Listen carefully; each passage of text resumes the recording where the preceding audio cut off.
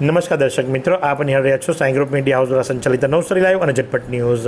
આજ રોજ ગુજરાત પર્યાવરણ પ્રબંધન સંસ્થા એટલે કે ગેમી અને ગુજરાત સરકારના સ્વાયત્ત સંસ્થા તથા ગુજરાત પ્રદૂષણ નિયંત્રણ બોર્ડ GPCB તથા વન અને પર્યાવરણ વિભાગના સહયોગથી આંતરરાષ્ટ્રીય દરિયાઈ સફાઈ દિવસ નિમિત્તે નવસારીના ઐતિહાસિક દાંડીના દરિયા કિનારે સફાઈ અભિયાનનું આયોજન કરવામાં આવ્યું હતું, જેની અંદર દિલ્હીથી પધારેલા પ્રતિનિધિઓ સહિત સ્થાનિક અગ્રણીઓ તેમજ ગ્રામજનો અને શાળાના બાળકો ઉપસ્થિત રહ્યા હતા। ખાસ કરીને જો વાત કરવામાં આવે તો નવસારી જિલ્લા ભાજપ પ્રમુખ ભુરાભાઈ શાહ, જલાલપુરના ધારાસભ્ય RC પટેલ સહિત અગ્રણીઓ ઉપસ્થિત રહ્યા હતા।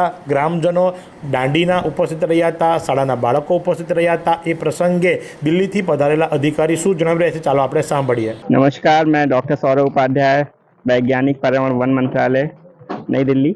आज हम दांडी में बीच क्लीनिंग सेवा पर्व के अंतर्गत बीच क्लीनिंग कैंपेन के लिए एकत्रित हुए हैं और यहाँ पे हमारे गुजरात एनवायरनमेंट गैमी ने बहुत ही अच्छा सफल आयोजन किया था और आज हम आपको बताना चाहते हैं कि विश्व कोस्टल क्लीनअप डे के अंतर्गत आज के दिन पूरे देश में पर्यावरण वन मंत्रालय और राज्य सरकारों की मदद से आज पूरे देश में कोस्टल तटों में एक बेहद सफाई अभियान सेवा पर्व के अंतर्गत बीच क्लीनिंग कैंपेन का आयोजन कर रहा है।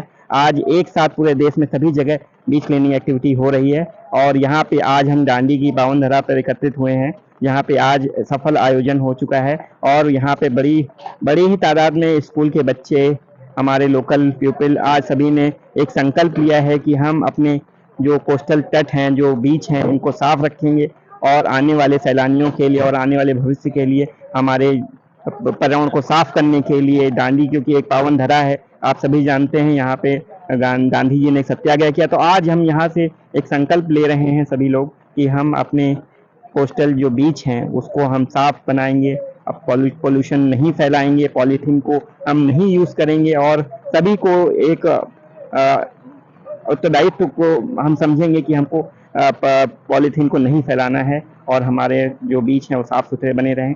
धन्यवाद। तो સાથે જ અન્ય કે જે સફાઈ અભિયાનની અંદર જોડાયા હતા તેઓ પોતાની પ્રતિક્રિયા આપી રહ્યા છે। શું કહી રહ્યા છે, ચાલો આપણે સાંભળીએ। હું નીરજ પટેલ, ગુજરાત પ્રદૂષણ નિયંત્રણ બોર્ડ નવસારી।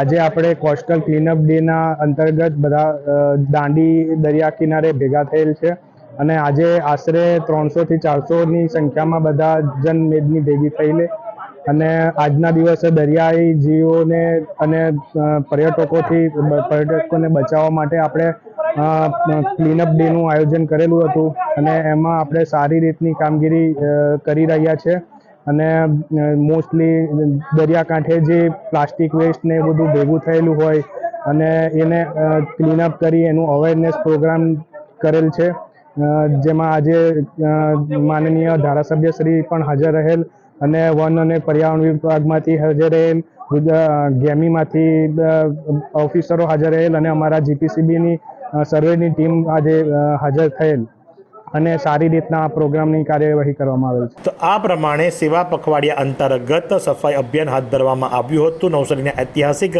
દાંડીના દરિયા કિનારે આ સફાઈ અભિયાનની અંદર વહેલી સવારથી જ વરસતા વરસાદની અંદર પણ લોકો રેનકોટ પહેરી અને સફાઈ અભિયાનની અંદર જોડાયા હતા। તો આ જ પ્રમાણે આવા અવનવા સમાચારો માટે આપ નિહાળતા રહો નવસારી લાઈવ અને ઝટપટ ન્યૂઝ। 22 વર્ષથી દરરોજ લાખો જીવનોમાં આશા અને આરોગ્યનું પ્રકાશ આપતી Kejal life in multi speciality hospital, અદ્યતન સુવિધા સાથેની હોસ્પિટલ, અનુભવી ડોક્ટરો અને ટેકનોલોજી સહિત ઓપરેશન થિયેટર્સ, ICU અને NICU વિભાગ, 24 કલાક ચાલતી ઇમરજન્સી સર્વિસીસ, મેડિકલ સ્ટોર અને લેબોરેટરીની સુવિધા પણ ઉપલબ્ધ છે।